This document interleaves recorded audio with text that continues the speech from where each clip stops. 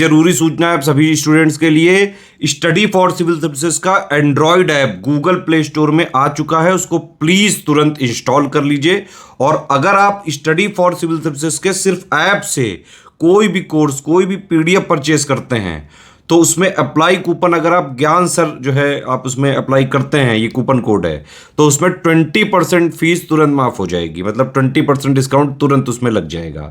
ज्ञान सर लिखना है, नॉर्मली ज्ञान सर स्मॉल लेटर में है सब कुछ, कोई स्पेस नहीं, कोई कॉलम नहीं, सिर्फ ज्ञान सर GYANSIR। इस तरह से अगर कूपन कोड लगाते हैं आप ऐप में बाई करने से पहले, जो अप्लाई कूपन वाले में आता है, तो 20% का डिस्काउंट तुरंत मिलेगा। वीडियो देखिए। दोस्तों इस वीडियो में हम लोग बात करेंगे कि जो आपकी फंडामेंटल राइट्स हैं और डायरेक्टिव प्रिंसिपल्स हैं, इनके बीच में क्या अंतर है। मूल अधिकार और आपके जो निर्देशक तत्व हैं, इनके बीच में डिफरेंस क्या है, क्या अंतर है, ये बारे में बात करना है हमें। ठीक है, तो देखो सबसे पहले जो आपकी फंडामेंटल राइट है, ये क्या है, नेगेटिव है। ठीक है, क्योंकि ये कुछ रिस्ट्रिक्शन लगाती है, किस पे, राज्य पे लगाती है, किस पे, स्टेट पे लगाती है। पहला डिफरेंस तो ये हो गया। जो डायरेक्टिव प्रिंसिपल्स हैं वो पॉजिटिव नेचर की है, मतलब वो क्या करता है, राज्य को बताता है कि क्या क्या चीजें करनी है। ठीक है, आपको स्टेट, यहाँ पे स्टेट से मतलब है पूरा भारत, केंद्र सरकार, राज्य सरकार, ठीक है, और जो लोकल सरकार है वो भी, as they require the state to do certain things. तो नेगेटिव कौन है, फंडामेंटल राइट, क्योंकि वो रिस्ट्रिक्शन लगा रही है। और पॉजिटिव कौन है, डीपीएसपी। तो ये आपका मूल अधिकार नकारात्मक है, ठीक है, और निर्देशक तत्व आपका सकारात्मक है। ठीक, तो पहला डिफरेंस तो ये हो गया। उसके बाद में क्या है, मान लो आपके मूल अधिकार फंडामेंटल राइट्स का हनन हुआ, ठीक है, अगर मान लो उनका वायलेशन हुआ, तो उसको आप एनफोर्स कराने के लिए न्यायालय तक जा सकते हो, कोर्ट में जा सकते हो। ठीक है, ये जस्टिसिएबल है। लेकिन डीपीएसपी के केस में आप क्या न्यायालय जा सकते हो, नहीं जा सकते हो, नॉन जस्टिसिएबल है। ठीक है, तो ये काफी इंपॉर्टेंट है। आप इनके लिए, मूल अधिकार के लिए न्यायालय जो है जा सकते हो, वो लागू करा सकता है आपके मूल अधिकार। लेकिन डीपीएसपी निर्देशक तत्व के उसमें आप नहीं जा सकते हो न्यायालय, ये काफी इंपॉर्टेंट है। उसके बाद में क्या है, जो आपकी फंडामेंटल राइट है वो देश में पॉलिटिकल डेमोक्रेसी लाने का काम करती है। कौन सा पॉलिटिकल डेमोक्रेसी।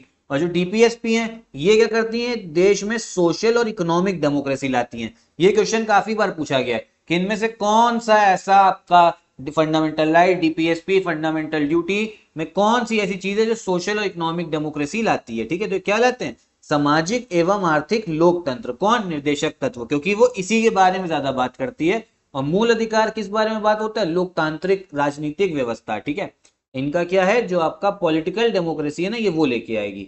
उसके बाद में इनके लीगल सैंक्शन है, मतलब आपने अगर किसी ने आपके फंडामेंटल राइट, मूल अधिकार का हनन किया, वायलेट किया, तो आप न्यायालय जा सकते हो। इनमें कोई भी लीगल सैंक्शन नहीं है, मतलब सिर्फ मॉरल है और पॉलिटिकल है, इसमें आप न्यायालय जो है नहीं जा सकते हो, कानूनी रूप से मान्य है। ठीक है, ये डिफरेंस हो गया। और इन्हें नैतिक एवं राजनीतिक मान्यता प्राप्त है, तो ये डिफरेंस है। मतलब अगर जो आपके डीपीएसपी हैं, इनमें अगर राज्य जो है इनके हिसाब से नहीं चल रहा है, तो इनको लागू कराने के लिए आप राज्य जा सकते हो, वो उसमें लागू कराने के लिए न्यायालय जा सकते हो, नहीं जा सकते हो। ठीक है, न्यायालय जाओगे तो मना कर देगा कि हमारे ये क्षेत्रफल से बाहर है, लेकिन मूल अधिकार के उसमें आप जाओगे।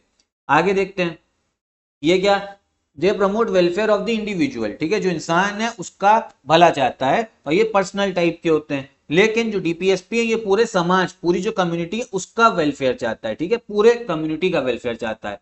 ठीक है, ये व्यक्तिगत कल्याण को प्रोत्साहन देता है। ठीक है, कौन, मूल अधिकार। और निर्देशक तत्व किसको प्रोत्साहन देते हैं, पूरे समुदाय, जो पूरा हमारे राज्य की जो नागरिकता है, जितने भी लोग हैं, सबका भला होना चाहिए उसमें, चाहे वर्कर हैं, चाहे मिडिल क्लास हैं, चाहे अपर क्लास हैं, सबका भला। और हमें ये चीज भी करनी है, डीपीएसपी बताता है, जो असमानता है, जो इनइक्वालिटी है, मतलब अमीर और अमीर हो रहा है, गरीब और गरीब हो रहा है, उसको भी दूर करना है। ठीक है, मतलब इनइक्वालिटी थोड़ी कम हो, इनइक्वालिटी कम करो, ऐसा ना हो कि बहुत ज्यादा डिफरेंस हो जाए। तो डिफरेंस कम करने का काम किसके पास होगा, वो करेगा आपका स्टेट, मतलब कौन करेगा, वो करेगा आपका राज्य करेगा। ठीक है, इसके बाद में क्या है, इनको लागू कराने के लिए कोई लेजिस्लेशन, मतलब किसी कानून की आपको जरूरत है, नहीं है, कोई भी कानून की जरूरत नहीं पड़ती। लेकिन इनको अगर लागू कराना है डीपीएसपी को, तो कानून जो है आपको लाना पड़ेगा, ऑटोमेटिकली जो है ये लागू नहीं होंगे। ठीक है, किसी विधान की आवश्यकता नहीं।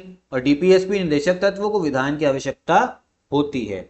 उसके बाद में देखते हैं क्या है, the courts are bound to declare a law violative of any of the fundamental rights as unconstitutional and invalid. मतलब मान लो पार्लियामेंट आपका कोई कानून लाई जो आपके मूल अधिकार के खिलाफ है, कोई भी कानून, तो न्यायालय, सुप्रीम कोर्ट क्या करेगा ना, हाई कोर्ट भी कर सकता है, उस कानून को रद्द घोषित कर सकता है, बोलेगा कि ये अनकॉन्स्टिट्यूशनल है। ठीक। लेकिन अगर डीपीएसपी के मामले में ऐसा है, उसके मामले में ऐसा नहीं है।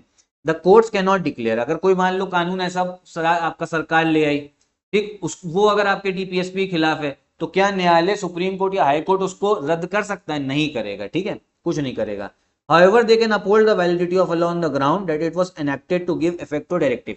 देखो ये इतना काम का नहीं, आप इतना ध्यान रखिए कि वो जो है कानून को रद्द किसके मामले में, डीपीएसपी के मामले में नहीं करेगा। कौन? सुप्रीम कोर्ट या हाई कोर्ट। इसमें भी देख लीजिए, न्यायालय इस बात के लिए बाध्य है कि किसी भी मूल अधिकार के हनन की विधि को वह गैर संवैधानिक एवं अवैध घोषित करे। बिल्कुल कर सकता है, ठीक है, लेकिन डीपीएसपी निर्देशक तत्व के मामले में नहीं करेगा। निर्देशक तत्वों का उल्लंघन करने वाली विधि को न्यायालय असंवैधानिक और अवैध घोषित कर सकता है, यद्यपि विधि की वैधता को इस आधार पर सही ठहराया जा सकता है। आप देखो इतना डिटेल में मत जानो, अभी इतना डिटेल में आपसे आयोग जो है ना नहीं पूछेगा। आपको सिर्फ इतना पता होना चाहिए कि जो फंडामेंटल, यूपीएससी लेवल के लिए इंपॉर्टेंट है कंसेप्ट, फंडामेंटल राइट के लिए कोई कानून आया जो उसके अगेंस्ट जा रहा हो तो सुप्रीम कोर्ट उसे अनकॉन्स्टिट्यूशनल, इनवैलिड कर देगा। लेकिन डीपीएसपी के केस में ऐसा होगा तो उसको नहीं करेगा सुप्रीम कोर्ट, ठीक है, कैन नॉट डिक्लेयर। सिर्फ अब इतना समझो, इतना ही आयोग आपसे पूछेगा, राज्य स्तर के आयोग इतना ही पूछते हैं आपका, ठीक है। However they can uphold the validity of a law on the ground. इसका मतलब ये मान लो कोई ऐसा कानून आया जो डायरेक्टिव प्रिंसिपल को लागू करने के लिए कोई आया, तो उसकी वैलिडिटी बता सकता है सुप्रीम कोर्ट कि हाँ ये कानून सही है, अनकॉन्स्टिट्यूशनल नहीं करेगा। तो इतना डिफरेंस थे आपके मेन। ये एक जो आपका डिफरेंस है ये थोड़ा मेंस पर्सपेक्टिव से भी था, मेंस में ज्यादा ऐसे क्वेश्चंस आते हैं, लेकिन प्री में भी आजकल जो कंसेप्चुअल क्वेश्चन हम लोग देख रहे हैं उसमें आ सकता है। जो ऐसा आपको पता होगा ना, एजर्शन रीजन वाले क्वेश्चन आते हैं, एजर्शन रीजन में आपको ये डिफरेंस के तौर पे कुछ दिख सकता है। तो वहां के लिए ना मैंने इसीलिए आपके लिए वीडियो बनाई ताकि आपको पता होना चाहिए। और इंपॉर्टेंट तो भाई डिफरेंस में ना है, लेकिन फंडामेंटल राइट अलग से पूछ सकता है, डीपीएसपी अलग से पूछ सकता है। तो इतना ही रखते हैं इस वीडियो में, ठीक है। बाकी हम लोग के पेड ग्रुप चल रहे हैं, पेड ग्रुप यूपीपी से 2024, 25 आरओ का एक जगह पे कंप्लीट तैयारी के लिए आप इन पेड ग्रुप को भी ज्वाइन कर सकते हो। यही वीडियो भी खत्म करते हैं। नमस्कार।